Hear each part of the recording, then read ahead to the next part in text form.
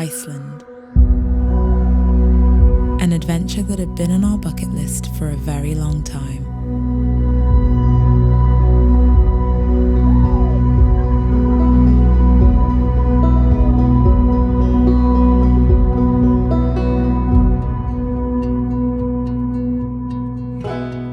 Have you ever watched a film that leaves you feeling changed in some way? There's a film called The Secret Life of Walter Mitty. When Dan and I first met years ago, we bonded over our mutual obsession with this film.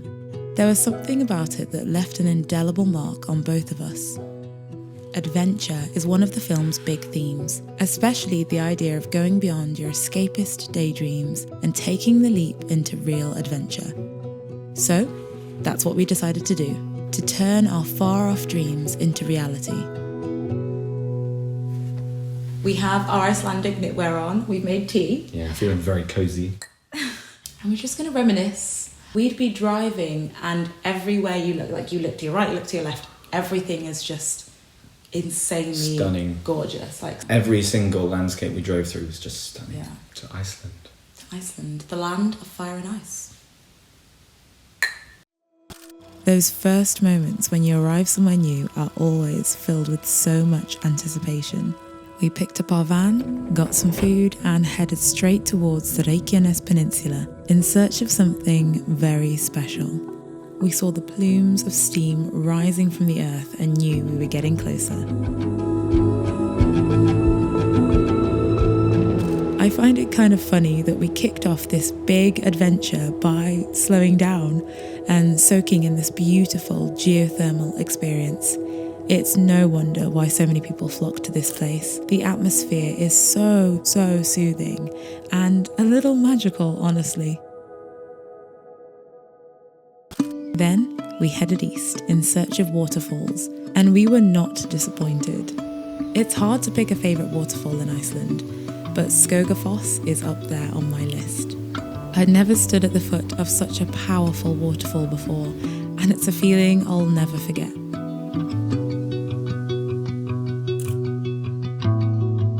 So we made one final stop to Reynisfjara Beach. We stood on the dramatic black sand and watched as the puffins were flying around in the milky pink sky. One of my favourite things about adventures and planning road trips like this is there are always so many beautiful unplanned surprises and magical moments. If you're going to drive around the whole of Iceland like we did, then get one of these camping cards. It will get you into so many campsites around the whole island, and it was definitely worth it. Dan had told me that he'd never seen or walked on a glacier before, so obviously we had to go and make that happen. We headed out to Vatnajökull, one of Europe's largest glaciers. We are about to do a glacier hike. When you look ahead, there's bottom of the glacier.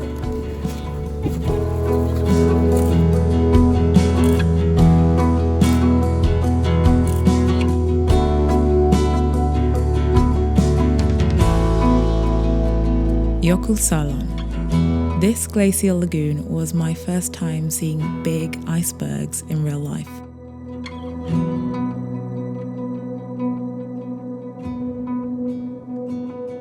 And whilst we were there, I don't know why, but it brought me so much joy just seeing this little seal swimming through the lagoon.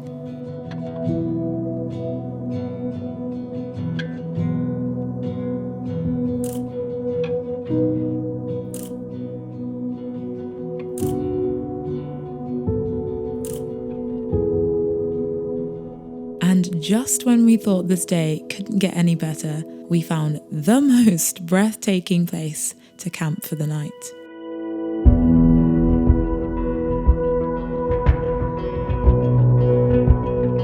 Nature really has a way of waking you up. And this mountain rising so dramatically out of the sea really did that for me.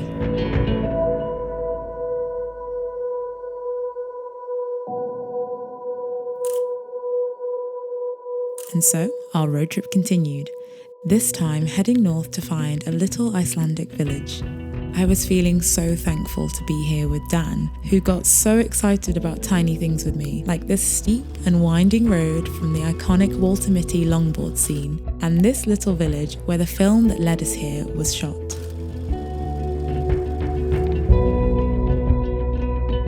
And walking into a cute little shop and finding the perfect Lopa Pacer. In this shop, all of the knitwear was made by different women who are part of a knitting collective, which is so cute. And they were amazing. Oh yeah, you found yours in Reykjavik, and you met the lady that made it. She said she'd made it in 10 days. Yeah, that's amazing.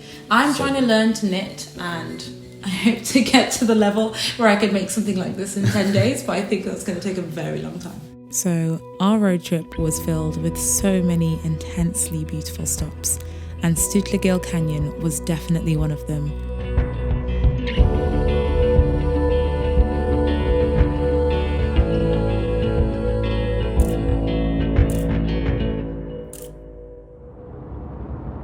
But driving through the night in the rain and fog with only one hot dog for dinner was not an insanely beautiful moment. All good adventures have those moments. We didn't let the rain dampen our spirits on the next day because Iceland had already taught us Tetraðest. So off we went in search of more waterfalls. And I sincerely hope it worked out for this guy in the blue who was risking it all for the gram.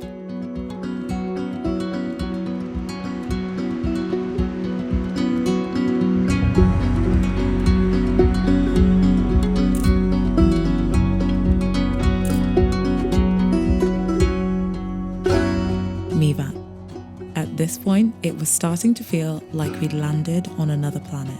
This geothermal area was like nothing I'd ever experienced before. Boiling pools of mud and steam springing from the Earth's crust and layers of sulfur crystals everywhere. And the most intense eggy smell.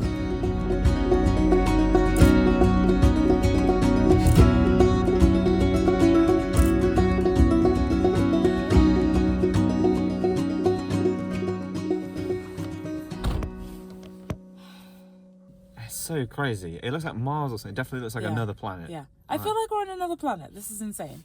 You should come here. You need to come here. We slowed things down by spending time at what is now my favourite coffee shop in all of Iceland.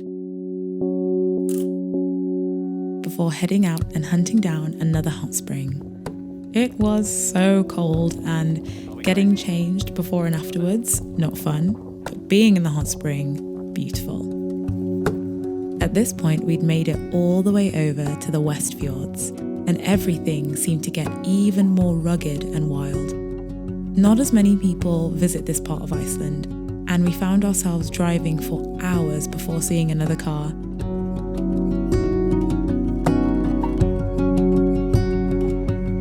And I don't think we drove past a single hot spring without taking time to slow down, soak, and just be present.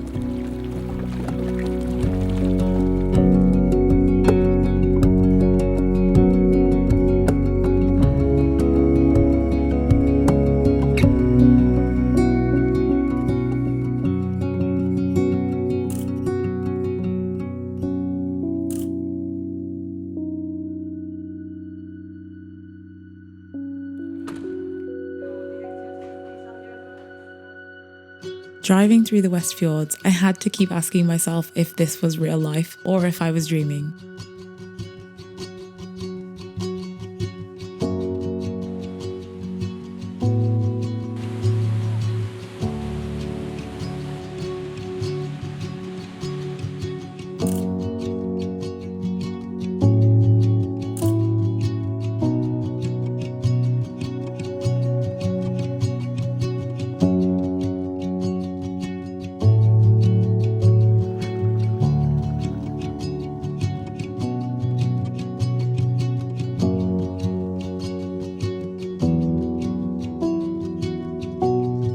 On this evening, we took a little detour to Latrabjarg because we'd heard that it was a really good place to spot puffins. And oh my goodness, I can't tell you how excited we were to be this close to so many puffins.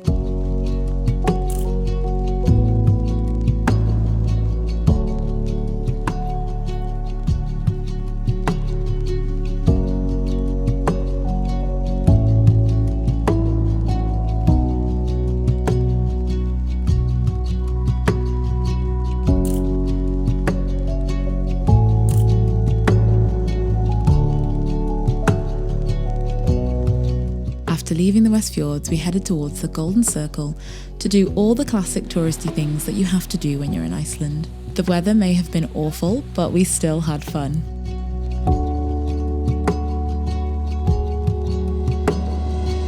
We decided to escape the big crowds and head on a small hike up to Reykjadala, a hot thermal river. Who knew that was a thing? I was honestly kind of mind blown by this. Again, nature never ceases to amaze me. This place had such a healing quality about it.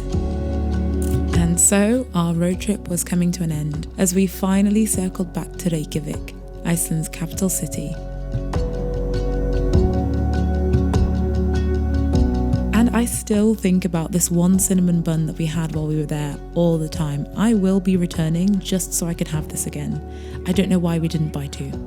We said goodbye to the van that had been our home for the last 10 days, and it only made sense to end our road trip by soaking in another incredible hot spring, hearts bursting with gratitude. Thank you, Iceland, for an adventure we'll never forget. I'm sure we'll be back one day.